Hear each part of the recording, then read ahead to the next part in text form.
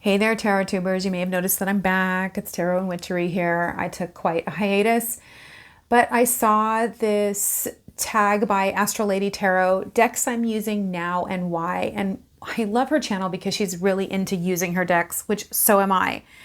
And I've seeing that she's doing this kind of like over and over again. So I thought I would share with you the decks I'm going to be using right now and why I'm using them and how I hope to use them, like what I'm going to get out of them. I'm just going to kind of chat about why I chose these decks and show you the cards a bit. And then I'm also going to share with you two decks that I'm not going to be using. And there's a reason why that I'm doing that. I'm filming this just days after Lunasa or Lammas, what I call grain tide here on the farm. And so I'm going to be using this for the entire time until Mabon. And I'll probably switch up just a little bit before Mabon, like when I feel Mabon tide sort of come in is when I'll switch up with these decks. And maybe I'll make a video at that time about that. So this is really the season, especially here on our lovely farm, where we are bringing in the harvest. All the fruit is coming in or it's about to come in. And so I'm out there sort of setting things up, getting ready for that, watching the fruit, making sure that I'm going to harvest it at the right time. And so there's a little bit of a lull right now where there's the dreaminess of the farm and the land for me.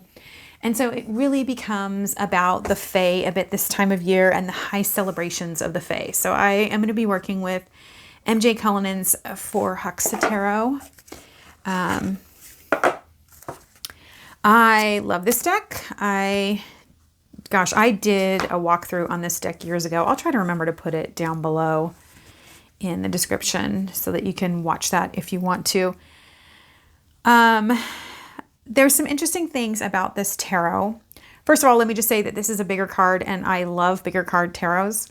There's a real edginess to working with the Fae and the Fae realm, and there's a part of me that's wanting to kind of step on that knife's edge a little bit and move into that edgy space where I kind of push out my ideas of self and kind of challenge my own reality a bit while I still have like this ability to be a little bit more lazy on the farm and kind of watch everything come to fruition. There's not a lot of outward stress for me during this time, so it's a bit of a luxury before the storm to be able to dive into these cards and let them push on my psyche into the other realm.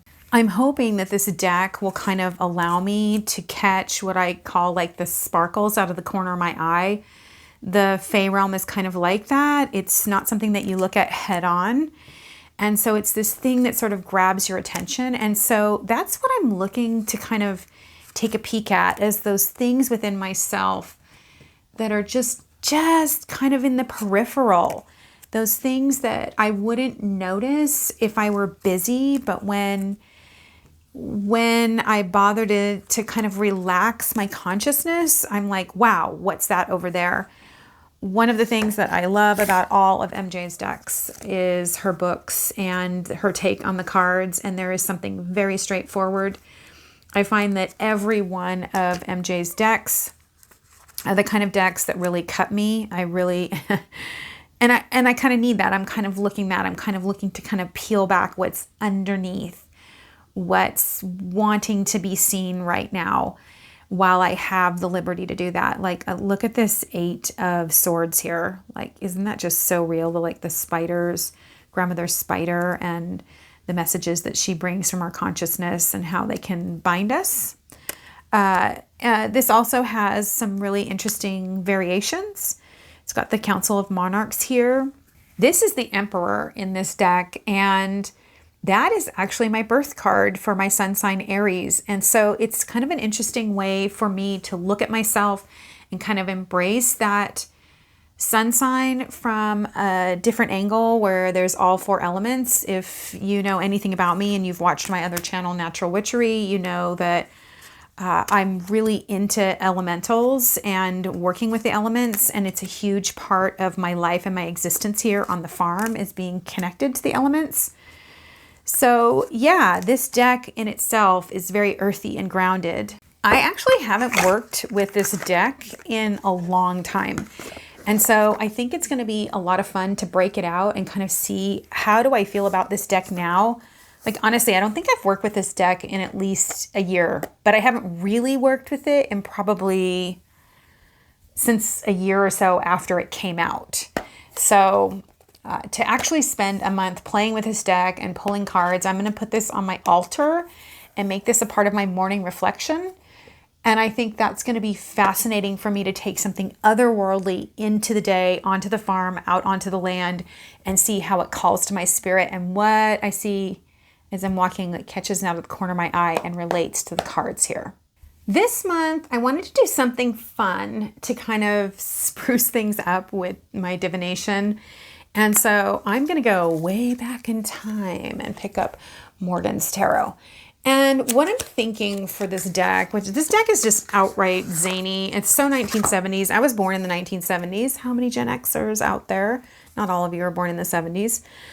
But this is so 1970s. My intention is to actually place this deck right on my entry table. And so when I'm coming and going from the house, I think I'm just going to grab a card. Like, I may even leave this fanned out. I don't know. But the idea is to just make it more playful. Again, I have time to sort of play with messages right now. And I think that's sort of what I'm looking for, is to be surprised, which is, again, why I chose the 4 Hexa Tarot. But I think these are going to be a fun way to just sort of interject something funny into my mind or my life. From here on in, it's nothing but a downhill run. The one mind is the rootless and foundationless mind. So these are all really cool. Don't worry, you can do no wrong. Door to the Akashic Records. Weird robots. Stop. So I'm just kind of curious to see how these play out in my day. And I think it's just a fun way to sort of mix things up and not take the cards so seriously, and let them be something that surprises me and maybe has a more surreptitious feel. As a matter of fact, maybe that's what I'm looking for right now, is sort of the surreptitious things in life. Things that sort of surprise you, that are like in the landscape, but then you're walking along and you think, wow, I didn't notice that, or where did that come from? I used to make garden art for a living, steel and glass garden art for a living, and I sold that for about 10 years while I raised my kids at home by myself. And I used to say garden art should be surreptitious. It should be something that doesn't necessarily stand out. It blends in with the landscape, but is surprising and has its own story to add. So I think that's what I'm really looking for. Just like I said with the 4 Hexa Tarot, like, oh, I saw that out of the corner of my eye. There it is. I just want Morgan's Tarot to be something that's this little something that pokes its head out and says, here I am, and interjects into the story. And to just see how that feels right now, while I have the ability on the farm to still be really playful. And even there's a little bit of a laziness right now. I'm actually currently recovering from surgery, and so I'm choosing to work with Leanne Peters' Healing Energy cards. I really love these. I can tell you these are from Australia, so if you go to buy them, I would recommend, if you can afford it, to go ahead and buy both packs if they're still available, because she just does a printing and then sells them off and then doesn't do a printing for a while. So I waited for over a year to buy these cards because a friend of mine had them and we were in a group together, and every time we had a card, every time she drew a card from here and shared it with the group, it was amazing. So they're really cool, and they have, whoops, that's the backs. Obviously that's the last one I got. Yeah, I really like them, and they have these messages on here for you to read. And let me just read one to you.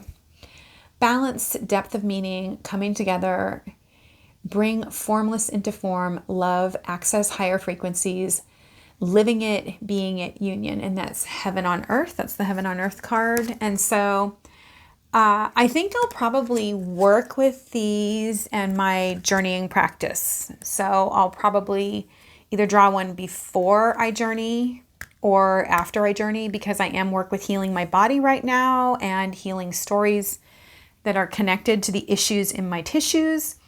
And so I want to recoup, and I want that to be a body, mind, and spirit thing. And so that is why I've chosen Leanne Peters Healing Energy cards to work with during this time.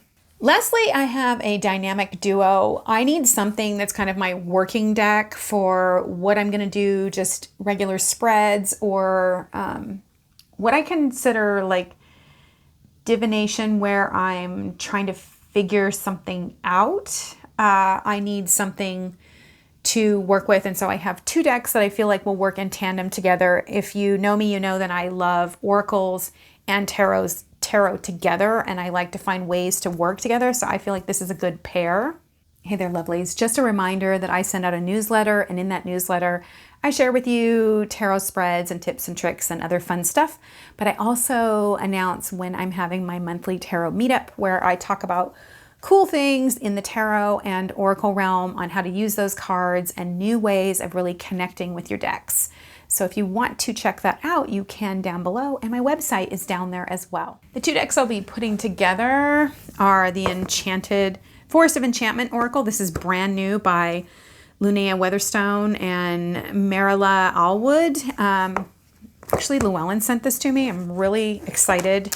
I have not worked with this at all. It is brand new, just in here. So I'm dying to work with it. I have the tarot. When I heard there was an oracle coming out, I was super psyched about it. And I'm going to do a walkthrough on my channel here. You'll be seeing that soon-ish. So there's the backs.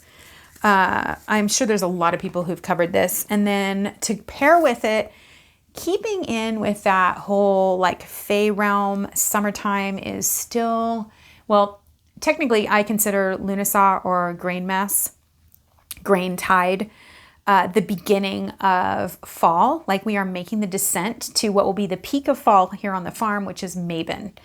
And it will end at Samhain, and winter will roll in at Samhain. That's the winter gate for me. So, keeping with that, I think the Witch's Garden. I could go with the Forest of Enchantment Tarot, but I feel like it's too much. I just want to explore this on its own. And I really love, this is Sasha Graham's and Natasha, oh my gosh, Ilnikik, oh my gosh, some kind of incredible name from somewhere in the world that's foreign and probably lusciously beautiful. So there are the backs. And if you want some ideas for working with Oracle and Tarot together, then check out my Ideas for Oracles series. There's so many great ideas in there. If you haven't checked out that series and you want to learn how to work with your cards, that's the way. I feel like the two of these are going to work together really nicely. I think Sasha Graham has an excellent way of expounding on the cards, and of course, the idea of this is brand new. I just opened it up. And because this is the Witch's Garden, to me, it really brings me into that place of working with my craft, my natural witchery, and the ways in which I connect with that. And I really want the two of these to do that. This is very dreamy. This style of oracle, if it's anything like the tarot, it's very, very dreamy. Like even just looking at this one, the Swan Sister. Oh my gosh, that makes me think of my best friend Katie, who died in December last year. 33 years best friends. And she passed away, and she was very connected to the swan. I'm getting all choked up, starting to cry. Oh my gosh, I have to stop.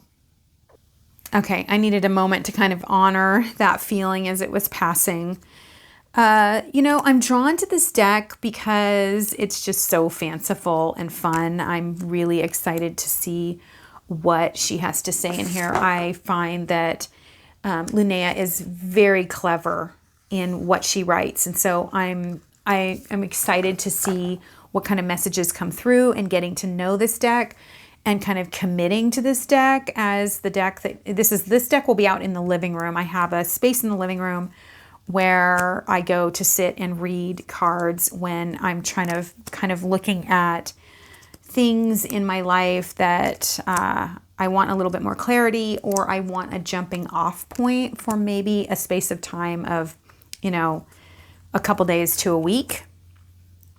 So look at how beautifully they go together. I think they're going to be great. And I think the fancifulness of this, coupled with the Witch's Garden, with Sasha Graham's way of communicating, even a more ceremonial style of magic that I even partake in. I'm not a big ceremonial magician. It's just not my thing. I'm much more I'm out and I found this like feather as an omen when I was walking in the woods, and then I pondered it, and then I went to the river and I did a ceremony and released the feather to the water. That's more me than like, hey, set up the cup and the athame and, do the whole formal ritual thing. But this is a little bit more structured, and I find that the structure that's in here and her nod to the natural witch, but also the ceremonial style of witchcraft, kind of brings together a sense of order, laying things out precept upon precept, if you're familiar with that term. And so bringing the two of these together, gosh, just look at that. They're just made for each other. It's going to be a lot of fun to explore this deck and have the newness of that. And again, I have the space to do that right now. Was anybody else like really excited about this coming out? Like when I heard about this coming out, I was so excited. And then when Llewellyn was like, hey, we want to send it to you, I was like, yay, oh my gosh, super fun. And I almost forgot to share with you the two decks that I'm not going to be using this month. So unless you're getting a reading from me, then you will get one of these cards. But yes, it's Judith Orloff's The Power of Surrender Oracle. You know that this is the #1 oracle that I recommend, that I think everybody in the world should have. But I feel like I've become kind of dependent on it in some ways, and because I use it all the time. Like I use this at least once a week just to draw a card to know what to surrender. So I'm going to take a month off from this. And I think it'll be good for me to kind of search myself for what I need to lay down and to look in the cards for those messages themselves. And then the other deck is my Everyday Witch Tarot. I'm sure everybody's familiar with this, by Deborah Blake. And I feel like this has become just a bit of I'm getting lazy. Like this is my lazy deck. I will just take this out and use it because I know that I can read it so easily.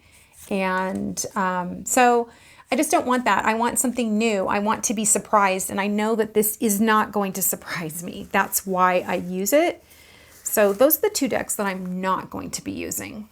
And so I'm spending a lot of time on the land, my feet on the ground, really enjoying the farm, enjoying the beauty of this time. I just had the second bloom of roses out here on the farm, and it's so luscious right now.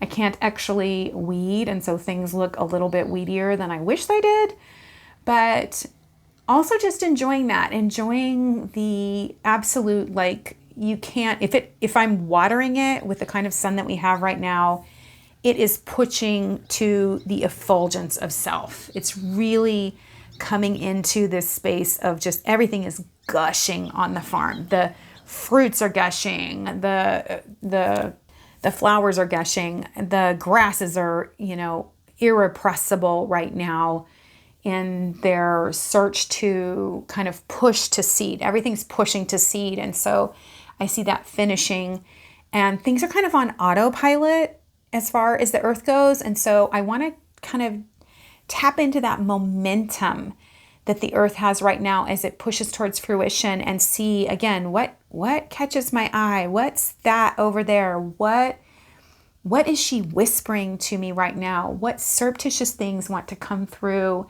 and tantalize me in my practice with the cards and with the earth and the world and the people around me, but particularly with myself? There are so many incredible messages coming through. We have tons of astrological things that are supporting us always, but particularly right now in August, for going a little deeper and allowing the slowdown that's happening. There is a slowdown that happens at this time.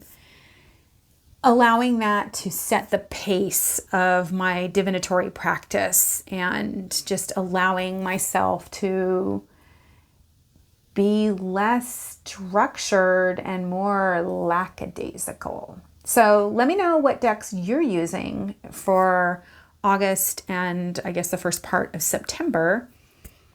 And until we meet again, may you be surprised by the sparkle that comes out of the corner of your eye, the message that kind of twinkles and says, hey, have you thought about this lately?